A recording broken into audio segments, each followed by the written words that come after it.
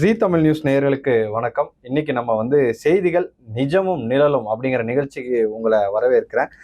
செய்திகள் அப்படின்னு பேசும்போது செய்தித்தாளில் இருக்கக்கூடிய செய்திகள் கிட்டத்தட்ட ஒரு வாரம் வச்சு படிக்கலாம் அப்படிங்கிற மாதிரியான டாக் இருக்கும் எப்பவுமே. அதை பத்தி டீட்டெயிலா பேசுறதுக்கும் அந்த செய்திகள்ல இருக்கிற உண்மைத்தன்மையும் எந்த அளவுக்கு இருக்கு அப்படிங்கிறத பத்தி பேசுறதுக்காகவும் நம்மளோட செய்தி ஆசிரியர் திரு நாகப்பன் இணைஞ்சிருக்கார். சார் வணக்கம். வணக்கம். காலையில எடுத்தோடனே ஒரு முதல் தகவல் அப்படிங்கும்போது கூட்டணி கிடையாது, அது மட்டும் இல்லாம இடைத்தேர்தலில் திமுக தலைவர் ஸ்டாலின் அவர்கள் போட்டிடுறாரு அப்படிங்கிற மாதிரியான இதெல்லாம் இருந்துச்சு. அது இல்லாம கூட்டணியை பத்தி எனக்கு மறைமுகமா நிறைய விமர்சனங்கள் இருக்கு அப்படின்னு வைகோ பேசினது அப்படின்னு எடுத்ததுமே தலைப்பு செய்தியே அதுதான் இருந்துச்சு. அதுல இருக்கிற உண்மை என்ன, அதெல்லாம் கொஞ்சம் தெளிவா சொன்னீங்க அப்படின்னா நல்லா இருக்கும். தேர்தல் நிலவரங்களுக்கு பிறகு, முடிவுக்கு பிறகு பார்த்தோம்னா திமுக தனித்து விடப்படுகிறதா அப்படிங்கிற கேள்வி எழுந்தது. ஏன்னா இன்னைக்கு விசிக, ஐயுஎம்எல், கம்யூனிஸ்ட் கட்சிகள் எந்த கட்சியுமே திமுகவோட கூட்டணியில் இல்லை. தாவேகாவுடன் தேர்தலுக்கு பிறகு கூட்டணி அமைத்து இப்போ அமைச்சரவையில் பங்கேற்றிருக்காங்க. இந்த சூழ்நிலையில சிபிஐ, இந்திய கம்யூனிஸ்ட் கட்சி ஏற்கனவே அறிவித்து விட்டது, ஐயுஎம்எல்லாம் அறிவித்து விட்டது, விசிக இன்னும் அறிவிக்கவில்லை, மார்க்சிஸ்ட் கம்யூனிஸ்ட் கட்சி திமுக கூட்டணியிலிருந்து வெளியேறதை பத்தி அறிவிக்கல. இப்படி இருக்கிற சூழ்நிலையில் தான் மதிமுகவும் ஏன் நம்ம உதயசூரியன் சின்னத்தில் போட்டிட்டோம்னு ஒரு கவலையை வெளிப்படுத்தியிருக்காங்க. காரணம் என்ன அப்படின்னா, தனி சின்னத்தில் போட்டி இருந்தா அவங்களுக்கான விஷயங்கள் வேறவா மாறி இருக்கும், அல்லது அவர்கள் விருப்பத்தின் அடிப்படையில் ஏதாவது முடிவு பண்ணியிருக்கலாம். ஆனா தங்களை எந்த விதத்திலையுமே தேர்தலின் போது ஒரு தொகுதி பங்கீடு கொடுக்கும்போது மதிக்கவே இல்லை அப்படிங்கிறது தான் மதிமுகவோட பெரிய பிரச்சனையா இருக்கு. ஏற்கனவே கட்சிக்கான அங்கீகாரத்தை பெறணும்ன்றதா இரட்டை இலக்க தொகுதிகள் பெறணும் அப்படின்ற ஒரு எண்ணம் இருந்தது. ஆனா இப்ப எந்த விஷயமே நடக்காம ஒரு 4 தொகுதி கொடுத்து அந்த 4 தொகுதியுமே உதயசூரியன் சின்னத்துல நிக்க வச்சு அதுல 2 பேர் வெற்றி பெற்றது அப்படிங்கிறது எந்த முடிவும் எடுக்க முடியவில்லை அப்படிங்கிற ஒரு வருத்தத்தை அவங்க தொடர்ந்து வெளிப்படுத்தியிருக்காங்க. அதை வைக்கவும் வெளிப்படுத்தியிருக்காரு, துரை வைக்கவும் வெளிப்படுத்தியிருக்காரு. இந்த சூழ்நிலையில தான் நாளைக்கு பொதுக்குழு மதிமுக கூடுது. அதுல இடைத்தேர்தல யாருக்கு ஆதரவு, யாரோடு கூட்டணி அப்படிங்கிற ஒரு முக்கியமான முடிவை எடுக்க போறாங்க. ஏற்கனவே வைகோ நிறைய விஷயங்கள் பேசிட்டாரு. முதலமைச்சர் விஜய் பதவியேற்ற பிறகு மரியாதை நிமித்தமாக தலைவர்களை சந்திக்கும் போது, வைகோவை சந்திக்கும் போது வைகோ தன்னுடைய உள்ளக்கிடக்கையை, மகிழ்ச்சியை வெளிப்படுத்தியிருந்தாரு. தொண்டர்களை பார்த்து கையசிச்சது, பெருமிதத்தை தெரிவிச்சது, தன்னுடைய வீட்டில் இருக்கின்ற பணிப்பெண்கள் உட்பட எல்லோரும் உங்களுக்கு தான் ஓட்டு போட்டாங்கன்னு சொல்றதெல்லாம் பெரிய அளவுல பேசுபொருளாச்சு. இப்படிப்பட்ட விஷயங்கள தேர்தலுடைய முடிவுக்கு முன்னாடியே விஜய் பெரிய கவன ஈர்ப்பு சக்தியா இருப்பாருன்னு சொல்லியிருந்தாரு. அடுத்தடுத்த நகர்வுகள் பார்க்க போனோம்னா துரை வைக்கவும் தாவேகா பக்கம் நகர்கிறாரா அப்படிங்கிற எண்ணம் இருந்தது. இப்படிப்பட்ட ஒரு சூழ்நிலை தான் வசந்த காலம் அழைக்கிறது அப்படின்னு சொன்னாரு. ஒரு சின்ன சின்ன கட்சிகளுக்கு, கிளை அளவு இல்லாத, ஊர்ல 20 பேர் கூட இல்லாத கட்சிகளுக்கு தான் 10 சீட்டு 8 சீட்டு கொடுத்தீங்க, ராஜ்யசபா சீட்டு கொடுத்தீங்கன்னு கூட்டணி கட்சிகளா இருக்கிறவங்க மீதும் கூட அவர் தன்னுடைய விமர்சனத்தை வச்சாரு. இப்போ லேட்டஸ்ட் டாக் என்னன்னா, இந்த அளவுக்கு விஜய்க்கு ஆதரவா ஏன் வைகோ பேசுறார் அப்படின்ற கேள்வி இருந்தது. அந்த கேள்விக்கு பதிலாகவும் ஒரு குற்றச்சாட்டு எழுப்பப்பட்டது. அதற்கும் ஒரு விலாசல வைகோ கொடுத்திருக்காரு. ஏன்னா 50 கோடி விஜய் கிட்ட இருந்து வைகோ வாங்கிட்டாரா அப்படிங்கிற ஒரு குற்றச்சாட்டை எழுப்பும் போது, நாக்கு இருக்குன்றதுக்காக நீங்க எதை வேண்டுமானாலும் பேசிடுவீங்களா அப்படின்ற ஒரு கோபத்தை அவர் வெளிப்படுத்தியிருக்காரு. சொல்ல போனா ஒரு வாஜ்பாய் அமைச்சரவையிலிருந்து, மத்திய அமைச்சரவையிலிருந்து பல இடங்கள்ல மத்திய அமைச்சர் ஆகக்கூடிய வாய்ப்பு இருந்தும் அதை தவிர்த்தவர் வைகோ. வரலாறு அதை சொல்லும். அப்படிப்பட்டவர் மீது அப்பழுக்கு இல்லாதவராக தான் இருக்காரு. ஆனா களங்கம் கற்பிக்க முயலும் போது அவர் இன்னும் அதிகமா ரியாக்ட் பண்றாரு. ஆனா நாளைக்கு நமக்கு இதுக்கான விஷயம் தெரிஞ்சிடும். திமுக ஏன் இந்த முடிவு எடுக்குதுன்னா, தனித்து விடப்படுகிற அந்த தேமுதிக சில கட்சிகள் மட்டுமே இருக்கும்போது யாரையும் நாம் நம்பி இருக்க வேண்டியதில்லை அப்படிங்கிறது தான் ஆராசாவனுடைய பேச்சா இருக்கு. அப்ப நம்ம இனிமே கூட்டணியில இல்லை அப்படிங்கிற அளவுக்கு நம்ம தனித்து போட்டி அப்படிங்கிறதுலயே நம்ம உறுதியா இருப்போம் அப்படின்னு சொல்லியிருக்காரு.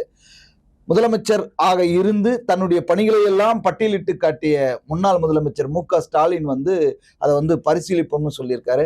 அப்பா சட்டமன்றத்துக்குள்ள வருவாரா, அப்பாவை காணோம்னு முதலமைச்சர் விஜய் சொன்ன குட்டி கதைக்கு நேத்தே கே.என். நேரு பதிலடி கொடுத்துட்டாரு. அப்பா சட்டமன்றத்துக்குள்ள வருவாரு, இது உறுதி அப்படின்ட்டு. அதுக்கான பதில் தான் இன்னைக்கு இடைத்தேர்தல்ல முன்னாள் முதலமைச்சர் ஸ்டாலின் போட்டியிடுவாரா அப்படிங்கிறது. 6 தொகுதிகளுக்கு இடைத்தேர்தல் வருது. அந்த 6 தொகுதிகளில் திருச்சி கிழக்கு தொகுதியில முன்னாள் முதலமைச்சர் ஸ்டாலின் போட்டியிடுவதற்கான வாய்ப்பு இருக்கு. அன்பில் மகேஷ் பொய்யாமொழி எப்படியாவது ஸ்டாலின் போட்டியிட வேண்டும், அதற்கான வெற்றியை பெற வைக்க வேண்டும் அப்படிங்கிறது திருச்சிக்கு அவர் தான் பொறுப்பாளராக இருக்கிறதுனால அவர் ஒரு சபதத்தையே ஏற்றிருக்காரு. ஆனால் அதற்கான வாய்ப்பு இருக்கான்னு பார்த்தோம்னா கொஞ்சம் சந்தேகம்தான்.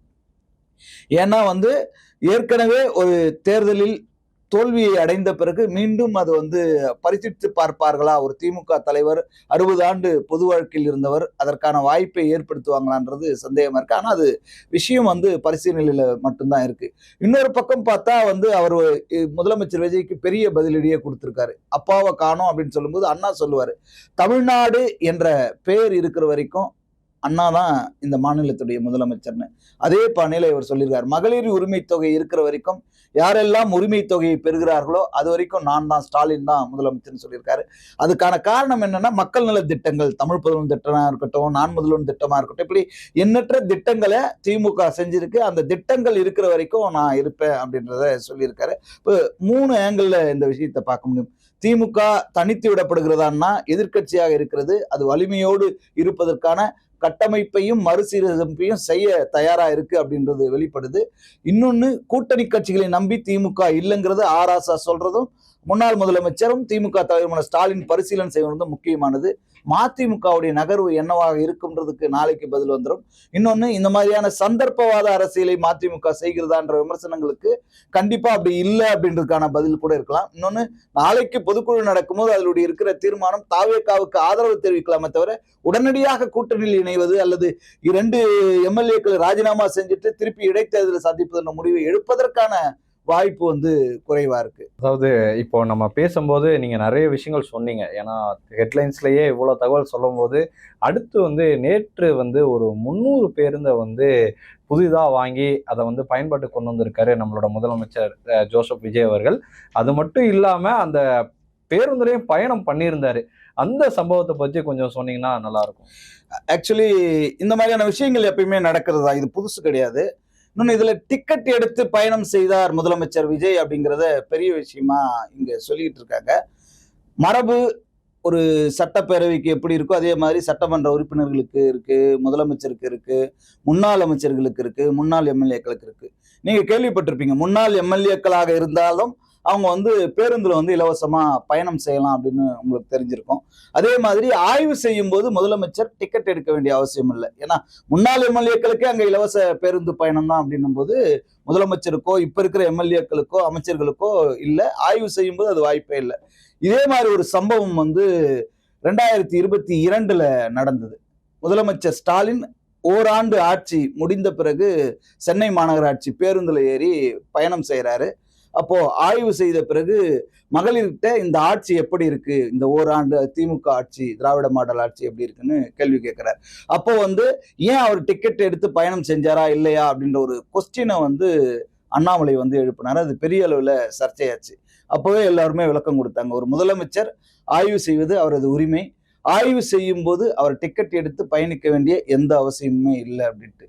இப்போ வந்து இந்த மாதிரியான டிக்கெட் எடுக்கிறது, முதலமைச்சர் வந்து ஆய்வு செய்வதில் எந்த சிக்கலும் இல்லை, அவர் டிக்கெட் எடுக்க வேண்டிய அவசியம் இல்லை. ஒரு ரீல்ஸ் கண்டென்ட்டுக்காக இப்படிலாம் அது விளம்பரப்படுத்தப்படுகிறதா அப்படிங்கிற ஒரு கேள்வியுமே இருக்கு. இன்னைக்கு வந்து முக்கியமான ஒரு விஷயத்த பண்ணியிருக்காரு. அதே மாதிரி ஒரு போதைப் பொருளுக்கு எதிராக ஒரு விழிப்புணர்வு ஓட்டம் அப்படிங்கிறது ரொம்ப முக்கியமானது. அமைச்சர்கள்லாம் சேர்ந்திருக்காங்க, புஷி ஆனந்த், ஆதவர்ஜுனா, வெங்கட்ரமணன்லாம் போயிருக்காங்க. அது ரொம்ப முக்கியமானது. ஒரு போதையை எப்படி ஒழிக்க வேண்டும், இங்க வந்து போதைப் பொருள் தடுப்பு சிறப்பு அதிரடிப்படை ஒரு பக்கம் இருக்கு, சிங்கப்பெண் சிறப்பு அதிரடிப்படை இருக்கு. இந்த மாதிரியான விஷயங்கள் முக்கியமான நகர்வா இருக்கு. அதே சமயத்துல நாம அதை எப்படியெல்லாம் கொண்டு வரணும், இங்க ஒரு சட்டம் ஒழுங்கு சீர்குலையாம பார்த்துக்க வேண்டிய இதா இருக்கும்போது அதை ஒழிப்பதற்காக என்ன நடவடிக்கைகள் எடுத்திருக்கும்ன்றது இங்க வந்து மக்கள் முன்னாடி வந்து பதிவு பண்ணணும். ஏன்னா வந்து இப்பயுமே நிறைய பேர் கமெண்ட் அடிச்சுட்டே இருக்காங்க, ரீல்ஸா வருது, ஷார்ட்ஸா வருது, போட்டோ கார்டா வருது அப்படின்னும் போது இன்னும் வந்து நீங்க வந்து விளம்பர ஆட்சி தான் கொடுப்பீங்களா, திமுகவையும் நாங்க அதை தான் எதிர்பார்த்தோம், அதையே தான் அவங்க தொடர்ந்து பண்ணிட்டு இருந்தாங்க, நீங்களுமே இதையே வந்து பண்ணிக்கிட்டு இருக்கீங்களே, தினம் தினம் ஏதோ ஒரு விளம்பர மோகத்திலேயே வந்து இருக்கு, நேற்று பஸ், இன்னைக்கு வந்து நடைப்பயணம், நடை ஓட்டம், இப்படியான விஷயங்களே இருக்கு அப்படிங்கிற கேள்விகள் இருக்கு. முதலமைச்சர் விஜய் வந்து இதுல கவனம் எடுத்துக்கணும். ஏன்னா வந்து இப்படியான விஷயங்கள் நீங்க இன்ஸ்டாவில் இருக்கிறவங்களுக்காக பண்ணலாம், ஆனா மக்களுக்கு நிஜமாவே தினம் தினம் நிறைய கொலை கொள்ளை சம்பவங்கள் நடக்குது, பாலியல் வன்கொடுமை சம்பவங்கள் நடக்குது, போக்சோ வழக்குகள் அதிகமா பதிவாகுது. இதற்கான நடவடிக்கைகள் எந்த அளவுக்கு எடுத்து குற்றங்களை குறைக்கிறாரோ அதுதான் வந்து மக்கள் கவனத்தை பெற வேண்டுமே தவிர, இவர் வந்து பாக்குறாரு, சிரிக்கிறாரு, டிக்கெட் எடுத்துட்டாரு, கண்டக்டரோட வந்து ஒரு செல்ஃபி எடுத்துட்டாரு, அங்க இருக்கிற மக்களோட செல்ஃபி எடுத்துட்டாரு, என்ஜாய் பண்றோம் அப்படிங்கிறத இப்போதுமே அவரை முதலமைச்சரா பார்க்காம நீங்க ஒரு உச்ச நடிகர் பிம்பத்திலிருந்து வந்தவராக மட்டுமே நீங்க பார்க்கிறது வந்து அது அவருக்குமே வந்து பெருமை சேர்க்கக்கூடியதோ அந்த பதவிக்கு அழகு சேர்ப்பதாவோ இருக்காது. அதாவது ரீல்ஸ் மோகம் வேண்டாம், ரியல் மோகம் தான் வேணும் அப்படிங்கிறது ஆமா, தான். ரியல் விஷயங்கள் வேணும், மோகம் எதுலயுமே இருக்கக்கூடாது. அதாவது ரியலா வேலை பார்க்கணும் அப்படிங்கிறது தான் நம்ம அதுதான் சொல்றது. உண்மை. அதாவது 3வது பக்கத்துல பார்க்கும்போது நேற்று காலையில இருந்து ஒரு பரபரப்பான செய்தி அப்படின்னா, சாலையே போடாம ஒரு வரி ஏய்ப்பு செய்தவங்க அப்படிங்கிற மாதிரியான ஒரு செய்திகள் இருந்துச்சு. முன்னாள் அமைச்சர் வீட்டுல வந்து ரைடு, ஏவாவேலு அவர் வீட்டுல வந்து ரைடு நடந்துச்சு அப்படிங்கிறதெல்லாம் சொன்னாங்க. ஒரு குறிப்பிட்ட பணமும் கைப்பற்றப்பட்டதாகவும் தகவல் வந்துச்சு. ட்ரில்லிங் மிஷின்லாம் எடுத்துட்டு போனாங்க அப்படிங்கிற ஒரு மாதிரி 40 லட்சம் ரூபாய் கைப்பற்றப்பட்டதா சொல்லுது. ஆனா வந்து அவர் ₹1 கூட கைப்பற்றப்படவில்லை அப்படின்ற ஒரு தகவலை சொல்லியிருக்காரு. ஆக்சுவலி இன்னும் அந்த விஷயம் வந்து உறுதிப்படுத்தப்படவில்லை. திமுக தலைவர் மு.க. ஸ்டாலின் சொல்றாரு, இது வந்து ஒரு பழிவாங்கும் நடவடிக்கையா இருக்கு, சட்டப்பூர்வமா நாங்க நீதிமன்றத்தை நாடுவோம்னு சொல்றாரு. ஒருவேளை அது முறைகேடாகத்தான் இருந்து சாலையே போடப்படாமல் அந்த காசை வந்து கோடிக்கணக்கில் அவங்க வந்து முறைகேடு பண்ணியிருந்தாங்கன்னா உண்மையிலேயே வந்து பெரிய நடவடிக்கை எடுக்கணும். எப்போதுமே வந்து திமுக அதிமுகவும் மாறி மாறி ஆட்சி அமைக்கும் போது ஒவ்வொரு முறையும் வாக்குறுதி கொடுப்பாங்க. அதிமுக ஆட்சியில வந்து இப்ப குட்காவா இருக்கட்டும், கோடநாடு கொலை கொள்ளை வழக்கா இருக்கட்டும், மற்ற விஷயங்களா இருக்கட்டும், இதுக்கெல்லாம் நடவடிக்கை எடுப்போம் அப்படின்னு சொல்லுவாங்க. ஆனா அதுக்கப்புறம் நடவடிக்கை எடுக்கப்பட்டிருக்கா, உரிய தண்டனை கொடுக்கப்பட்டிருக்கான்னா இல்லவே இல்லை. அப்போ ஊழல் சம்பந்தமான விஷயங்கள்ல யாரா இருந்தாலும் நடவடிக்கை எடுக்கணும், பாரபட்சமே காட்டக்கூடாது, பாகுபாடே இருக்கக்கூடாது. அது முன்னாள் அமைச்சரா இருக்கட்டும், யாரா இருக்கட்டும். அப்போ ஒருவேளை ஏவாவேலு மீது குற்றம் நிரூபிக்கப்படுகிறது என்றால் அது நல்ல விஷயம்தான். ஏன்னா வந்து குற்றத்திற்கான தண்டனை கிடைக்கும், இனிமேல் வருவர்களுக்கு ஒரு பெரிய பாடம் கிடைக்கும். தாவேக அரசு அதை செய்தால் இன்னும் நல்ல விஷயம்தான். அதே மாதிரி இன்னொரு விஷயம் ஏற்கனவே சட்டமன்றத்திலும் சொல்லியிருந்தாங்க. வெள்ளை அறிக்கை வந்து மின்சார வாரிய சார்பாகவும் நாங்க விடுறோம் அப்படின்னு. அதை காலையிலேயே அனௌன்ஸ் பண்ணாங்க. அதற்கு வந்து உடனே பதிலடி தெரிவிக்கிற விதமா முன்னாள் அமைச்சர் செந்தில் பாலாஜி அவரும் வந்து பேசியிருந்தாரு.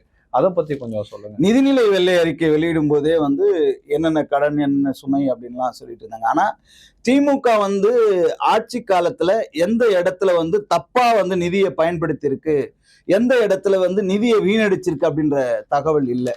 அதே மாதிரி இப்ப வந்து மின் கம்பி கொள்முதல்ல வந்து 1028 கோடி ரூபாய் முறைகேடு கண்டுபிடிக்கப்பட்டிருக்குன்னு சொல்றாங்க. ஆனா அது இன்னும் விசாரணைக்கு உத்தரவிடப்பட்ட நிலையில வழக்கு பதிவு செய்யப்படல. ஏன் அப்படிங்கிற கேள்வி இருக்கு. உடனே விசாரணைக்கு உத்தரவிட்டு வழக்கு பதிவு செஞ்சிடலாம். இன்னொரு பக்கம் இதற்கான விஷயங்கள்ல திமுக ஆட்சியில என்ன பிரச்சனைகள் நடந்ததோ வேற என்ன விஷயம் நடந்திருக்கணும் அவங்க சொல்லணுமே. குறிப்பா வந்து 1.59 லட்சம் கோடி கடன் இருந்தது 2021 திமுக ஆட்சிக்கு வரும்போது மின் வாரியத்துல. 5 வருஷத்துக்கு இந்த தொகையோட வட்டியை வந்து கணக்குல எடுத்துக்கணும். அதை பத்தின தகவல் இல்லை.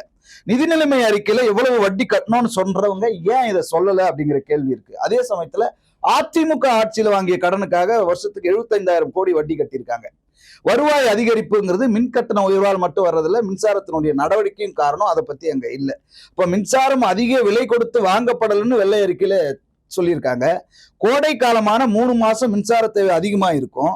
அப்ப குறுகிய கால ஒப்பந்ததாரர்கள் நீண்ட கால ஒப்பந்தம் செய்வோம்னு அமைச்சர் சொன்னது ஏன் அப்படிங்கிற ஒரு கேள்வியும் வந்து செந்தில் பாலாஜி எழுப்பியிருக்காரு. அது நியாயமான கேள்வி. அதிமுக ஏன்னா கடந்த ஆட்சி சொல்லும்போது அதற்கு முந்தைய ஆட்சியில எவ்வளவு வாங்கியிருக்காங்க, அதற்கான வட்டி என்ன, அந்த கடனை எப்படி கட்டியிருக்காங்கன்ற தகவலையும் சொல்லியிருக்கணும். அப்ப இந்த வெள்ளை அறிக்கையிலும் சில ஓட்டைகள் இருக்கின்றன. அதை வந்து அடுத்தடுத்து எப்படி சரி பண்ண போறாங்க, நிஜமாவே விசாரணைக்கு உத்தரவிட்டு அந்த வழக்கு பதிவு செய்து அடுத்த கட்டமா நகருதான்றதையும் நாம பார்க்கணும். அப்பதான் இந்த 2 கட்சிகளுக்குமான வழக்கமான ஸ்டண்டா இது இல்லாம உண்மை என்னன்றது மக்களுக்கும் தெரியும்.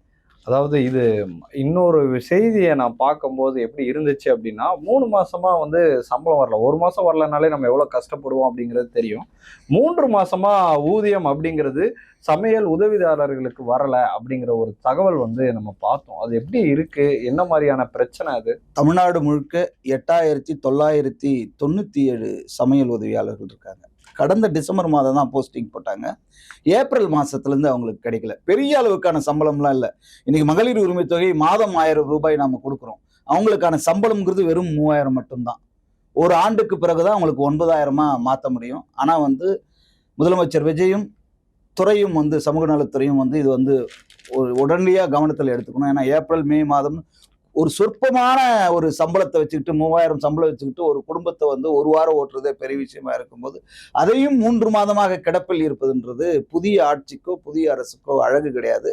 அதை வந்து அவங்க மிக விரைவில் பரிசீலனை செய்து உடனடியாக அந்த 3 மாத சம்பளத்தையும் போடும்போது தான் இது பண்ண முடியும். இங்கே ஒரு பக்கம் தூய்மை பணியாளர்கள் போராட்டம், உங்களுக்கான பிரச்சனை, அதை தனியாருக்கு கொடுக்குறதுன்ற மாதிரியான விஷயங்கள் நடக்குது. இந்த பக்கம் சமையல் உதவியாளர்கள் பிரச்சனை நடக்குது. நம்ம வந்து ரொம்ப விளிம்பு நிலையில் இருக்கின்ற மக்களை எந்த அளவிற்கு இந்த ஆட்சி அரசு கண்டுகொள்கிறதுன்றது ரொம்ப முக்கியம். அவங்களாலதான் இப்போ இவங்க ஆட்சிக்கே வந்திருக்காங்க. பெண்களுடைய வாக்குகளோ இளைஞர்களுடைய வாக்குகளோ இல்லைன்னா இவங்க வந்துட முடியாது. அதே சமயத்தில் விளிம்பு நிலை மக்களுடைய வாக்குகளும் வந்திருக்கு. ஏன்னா மாற்றம் வேண்டும், திமுக வேணாம் அதிமுக வேணாம்னு அவங்க முடிவு பண்ணது நமக்கு ஏதாவது நல்லது நடந்துராதான்ற ஏக்கத்திலையும் பரிதவிப்பிலும் தான் அவங்க பண்ணியிருக்காங்க. ஆனால் அந்த பரிதவிப்பு இந்த தாவேக ஆட்சிக்கு வந்து முதலமைச்சராக விஜய் பதவியேற்ற பிறகும் தொடர்கிறதுன்னா அது சரியா இருக்காது. அப்ப சமையல் உதவியாளர்களுடைய வாழ்க்கையில் அவர் ஒளியேற்ற வேண்டும். இன்னொன்னு, ஒரு வருஷத்துக்கு அப்புறம் தான் 9,000 ரூபாய் கொடுக்கப்படும்ன்ற விதியையும் திருத்தி 6 மாசம் ஆயிடுச்சுன்றதுனால 6 மாதத்துக்கு பிறகே 9,000 ரூபாய் வழங்கப்படும்ங்கிற அறிவிப்பையும் சொன்னா அவங்களுடைய ஒரு 8,997 பேருடைய அவர்களுடைய குடும்பங்களுடைய இதுல வந்து ஒளியேற்ற முடியும். அதை வந்து முதலமைச்சர் விஜய் வந்து நடவடிக்கை எடுக்கணும், பரிசீலிக்கணும், உடனடியாக அறிவித்து அரசாணை வெளியிடணும். சமையல் உதவியாளர்கள் இந்த விஷயத்த பேசும்போது முதல்வரோட காலை உணவு திட்டத்துல வந்து ஏதோ மாற்றம் செய்யறதாவும் ஒரு செய்தி பார்த்தோம். அது என்ன மாதிரி இருக்கு அப்படின்னு? சிறுதானிய உணவுகளை சேர்க்கலாமா அப்படிங்கிற ஒரு கேள்வி வந்து இருக்கு. அதை பரிசீலனை பண்ணிட்டு இருக்காங்க. உண்மையிலேயே சிறுதானிய உணவு காலையில் சேர்ப்பது அப்படின்றது குழந்தைகளுக்கு ரொம்பவே முக்கியமானது. சத்துக்கள் மிகுந்த ஒரு உணவு அப்படின்றது தர்றது வந்து நல்லது. அதை சேர்க்கும் போது ஏற்கனவே இவங்க அம்மா உணவகத்தை வந்து மறுசீரமைப்பு பண்ணி புதுப்பிச்சு நல்ல விஷயங்கள் பண்ணணும் அப்படின்னு சொல்லியிருக்காங்க. அதே மாதிரி இதையும் சொன்னோம்னா வழக்கமா ஒரு இன்னொரு ஆட்சியில இருக்கிற திட்டத்தை வந்து இவங்க சரியா ஃபாலோ பண்ணலன்ற ஒரு களங்கம் இருக்கும். அது இல்லாம இதை மேம்படுத்துற ஒரு விஷயமா இருக்கும். நல்ல விஷயம்தான். சரி, எல்லாரையும் தொட்டுட்டு போகும்போது அண்ணாமலை அவர் ஏதோ களப்பணிக்கு வந்து ஆற்ற போறதாவும் ஒரு தகவல் இருக்கு. ஜூலை 1ஆம் தேதி களப்பணி ஆற்றலாம் அப்படிங்கிறது தான் அண்ணாமலையுடைய திட்டமா இருக்கு. அந்த விஆர் த லீடர்ஸ்ல கிட்டத்தட்ட 17 லட்சம் பேருக்கு மேல் சேர்ந்த நிலையில அவர்களுக்கான பணி என்ன, கிட்டத்தட்ட ஒரு தன்னார்வலர்கள் நிறைய பேர் அதில் இளைஞர்கள் இணைஞ்சிருக்காங்க. ஜூலை 1ஆம் தேதி அப்படிங்கிறதுக்கான களப்பணி என்னன்னா கிட்டத்தட்ட வந்து அவர் பல்ஸ் பார்க்கிறாரு அப்படின்னு தான் சொல்லணும். இன்னும் அது கட்சியாக இல்லை, இயக்கமாக தான் இருக்கு. அப்படிங்கிறதுனால இப்போ வந்து ஒரு போதைப் பொருளுக்கு எதிரான ஒரு விஷயத்த பண்ணணும் ஜூலை மாதம் முழுக்க அப்படின்னு இருக்காரு. ஆகஸ்ட் மாதம் முழுக்க சுற்றுச்சூழலை பாதுகாக்கிற முன்னெடுப்புகளை பண்ணணும்னு இருக்காரு. ஆகஸ்ட் 15 அப்துல் கலாம் அரசியல் பயிற்சி மையத்தை வந்து கோவையில வந்து தொடங்குறாரு. அப்போ அடுத்தடுத்த செயல்பாடுகள் மூலம் அண்ணாமலை வந்து தன்னுடைய அரசியல் பயணத்தை வந்து கொஞ்சம் முடுக்கி விடுறாரு அப்படின்னே சொல்லலாம். ஏன் முடுக்கி விடுறாரு அப்படின்னு பார்த்தோம்னா, இப்ப விஜயுடைய அலை வந்து பெரிய அளவுல இருக்கு. அப்ப இளைஞர்கள் எந்த அளவுக்கு இருக்காங்க அப்படின்றத நம்மால பார்த்துக்க முடியும். அப்ப யாரையுமே குறை சொல்லாமல் தான் அரசியல் பண்ணணும். அந்த அரசியல் பாஜகவை தாண்டி ஒரு அரசியலா இருக்கணும். ஏன்னா பாஜக தமிழகத்தில் எடுபடாத போது அதை தாண்டி அரசியல் இருக்கணும்னா அப்ப இளைஞர்கள், தன்னார்வலர்கள், அறக்கட்டளை சார்ந்தவர்கள், என்ஜிஓஸ் இந்த மாதிரியான விஷயங்கள்ல சேர்ந்து பயணப்படும் போதுதான் சாத்தியம்ங்கிறதுனால அவர் வந்து இப்ப ஒரு விழிப்புணர்வுக்காக போதைப்பொருள் தடுப்பு விழிப்புணர்வு, சுற்றுச்சூழல் பாதுகாப்புன்ற விஷயத்தை எடுக்கிறாரு. அது எந்த அளவிற்கு இளைஞர்கள் ஒன்று திரள்கிறார்கள் அப்படிங்கிறது தெரிய வரும். ஆனா இந்த காலகட்டத்துல அதற்கான விஷயம் 1 மாதம் முழுக்க ஒரு விஷயத்தை செயல்படுத்துறது நல்ல விஷயம். அது எந்த அளவுக்கு அவருக்கு கை கொடுக்குதுன்னு நம்ம பொறுத்திருந்து தான் பார்க்கணும். அதே மாதிரி இன்னொரு விஷயம் பார்க்கும்போது வந்து எப்படி இருந்துச்சுன்னா, அந்த 21ஆம் தேதி திருவள்ளூர் மாவட்டத்துல நடந்த அம்மோனியா வாயு கசிவு அதோட பலி எண்ணிக்கையும் அதிகமாகுது. சிகிச்சையில இருக்கவங்களுமே வந்து இப்ப கோமா ஸ்டேஜுக்கு போற மாதிரியான ஒரு தகவல் இருக்கு. இந்த நுரையீரல் வந்து பயங்கரமா டேமேஜ் ஆயிருக்கு. மூச்சுத்திறன் அதிகமா இருந்திருக்கு. அந்த பிபிஎம்னு ஒரு அளவு சொல்லுவாங்க. அது 150 அப்படிங்கிறது ஒரு 50-60 தான் இருக்கணும். 150 இருக்கு. 200 இருந்தா வந்து அது பெரிய மரணம் கூட நிகழலாம் அப்படிங்கிறது தான் டாக்டர்கள் சொல்றது. அப்ப அது 150 இருக்கும்போது அவங்களுக்கு வந்து மூச்சுத்திணறலும் நுரையீரலும் அதிகமா சேதமடையும் போது அவங்களுக்கு கோமா ஸ்டேஜ் இருக்கும் அப்படின்ட்டு நிறைய சிறுமிகளும் பாதிக்கப்பட்டிருக்கிறதா ஒரு தகவல் வெளியாக இருக்கு. அது எந்த அளவுக்கு உண்மைன்னு தெரியல. சிறுமிகளுடைய வயது தெரியல.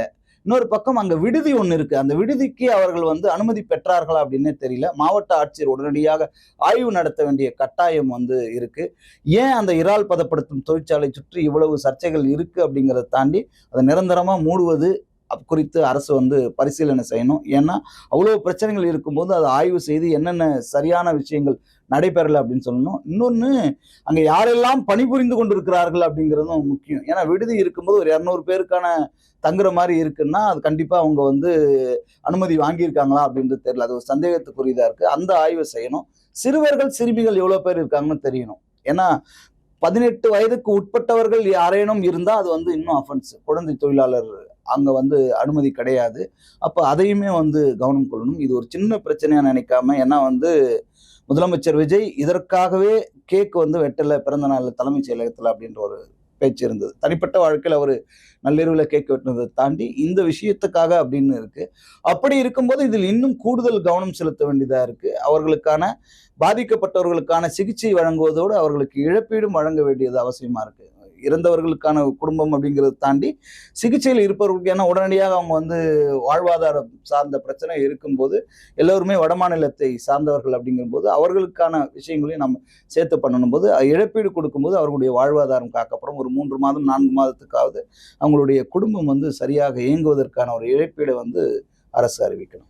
இதற்காக முதலமைச்சர் விஜய் கிட்டயும் அறிக்கை சமர்ப்பிக்கப்பட்டதாகவும் ஒரு தகவல் ஒரு அறிக்கை சமர்ப்பிக்கப்பட்டிருக்கு. ஆனால் அந்த அறிக்கைக்கு அடுத்து அவர் என்ன நடவடிக்கை எடுக்க போகிறார் அதுதான் சொல்லியிருந்தோம். நிரந்தரமாக அதை மூட போகிறாரா அப்படிங்கிற கேள்வி இருக்கு. இந்த ஆய்வுகள் முழுமையாக முடிக்கப்பட்ட பிறகுதான் அந்த விஷயங்கள் எடுக்கப்படும். ரொம்ப நன்றி சார். ரொம்ப அருமையா எல்லா தகவல்லையும் நிழல், அதாவது நிழல் எது நிஜம் எதுன்னு தனித்தனியா பிரிச்சு மொத்தத்தையுமே அருமையா சொல்லியிருந்தீங்க. இதே மாதிரி நாளைக்கு ஒரு நிகழ்ச்சியில உங்களோட சந்திக்கிறதுல ரொம்ப மகிழ்ச்சியா இருக்கு. அது வரைக்கும் விடைபெறும். நன்றி. நன்றி.